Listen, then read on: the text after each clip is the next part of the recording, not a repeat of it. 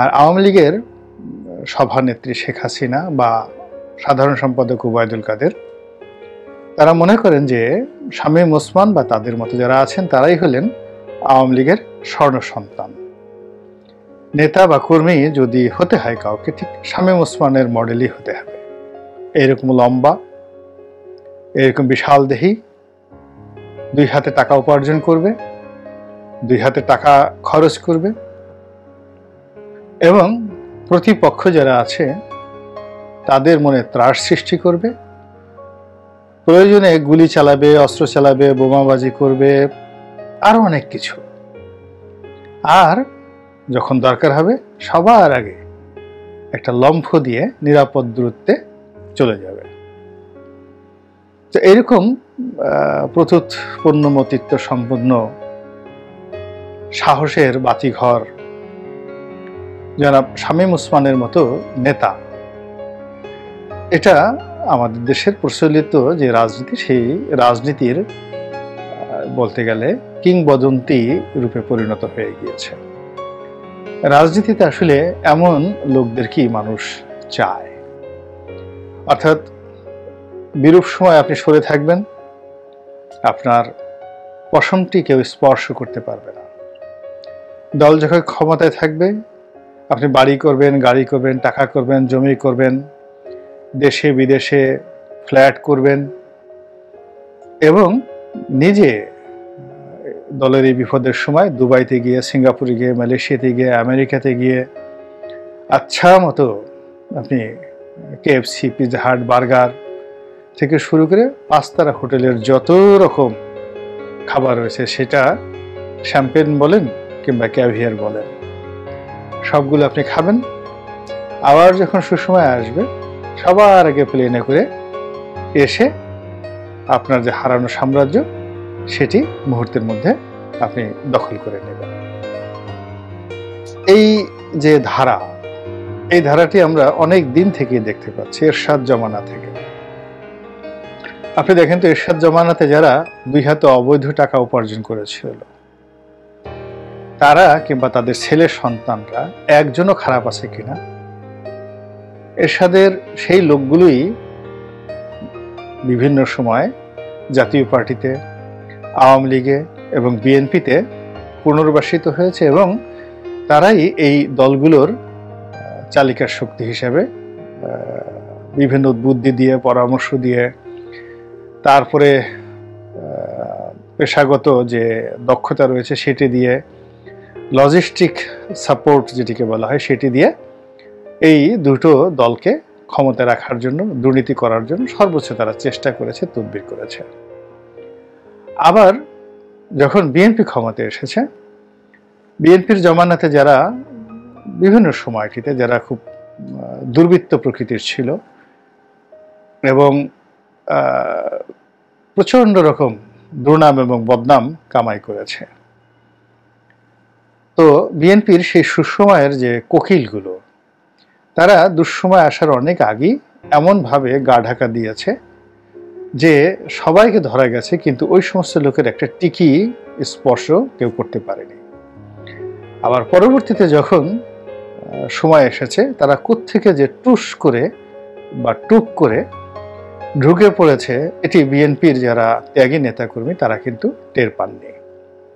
একইভাবে আওয়ামী লীগের ক্ষেত্র প্রযোজ্য। আওয়ামী লীগের অনেক লোককে 1/11-এর সময় কাঁদতে দেখেছি, তারপর 1/11-এর সময়টিতে বিশেষ করে তাদেরকে কাঁদতে দেখেছি। আবার 2001 সনেও অনেককে রাজনীতির প্রতি দেখেছি যে তারা বিরাগ হয়ে আত্মহত্যা পর্যন্ত করতে চেয়েছেন।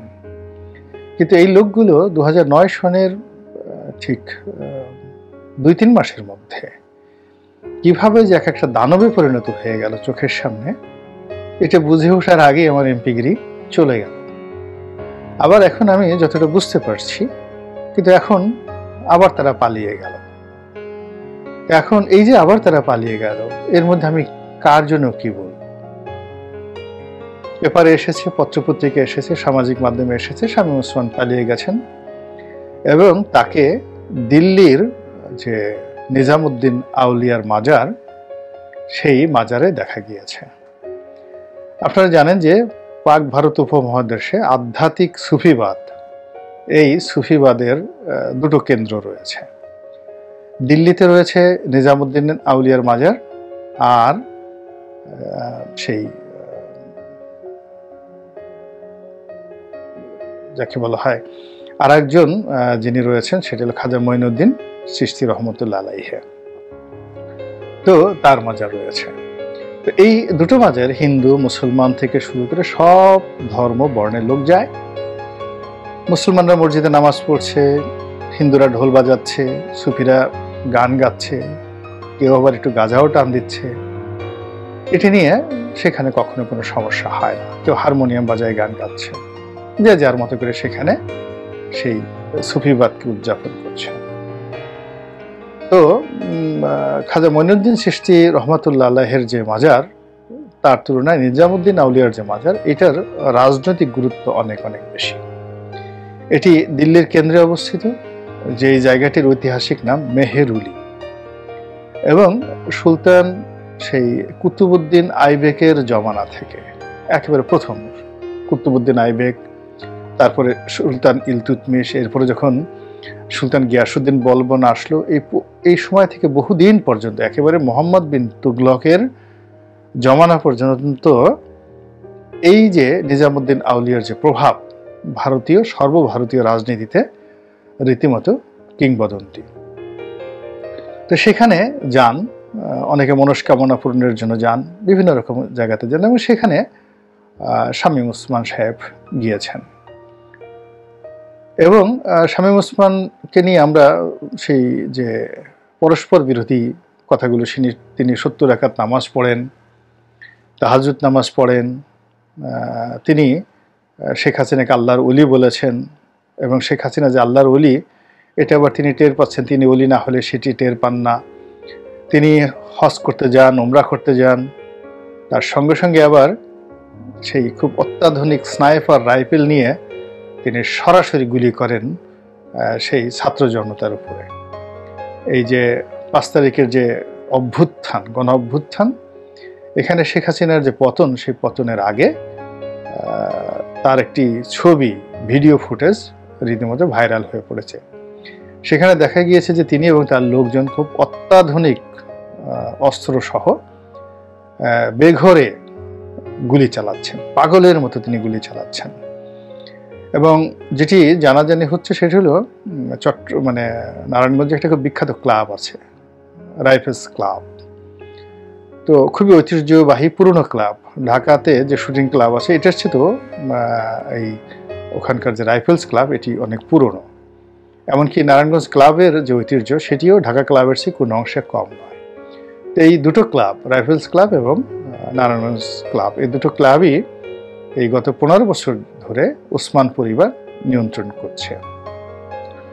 তো এরকম ছাত্র জনতার এই যে বিপ্লব, এই বিপ্লবকে রুখে দেওয়ার জন্য এখানে যখন পুলিশ সরাসরি গুলি চালাচ্ছিল, সেই পুলিশের সঙ্গে শামীম ওসমানের যে বাহিনী, তিনি নিজে দাঁড়িয়ে থেকে এই গুলিগুলো করেছিলেন।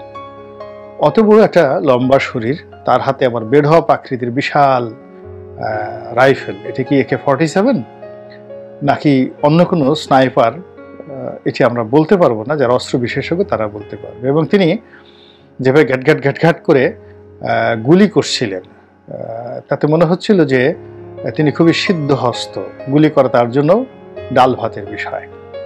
একেবারে মিলিটারি যেভাবে গুলি করে ঠিক ওই দক্ষতা নিয়ে তিনি সেই গুলি করছিলেন। কিন্তু তার সেই গুলির ফলাফল ভালো হয়নি, তাকে পালাতে হয়েছে এবং তিনি পালিয়ে গিয়েছেন।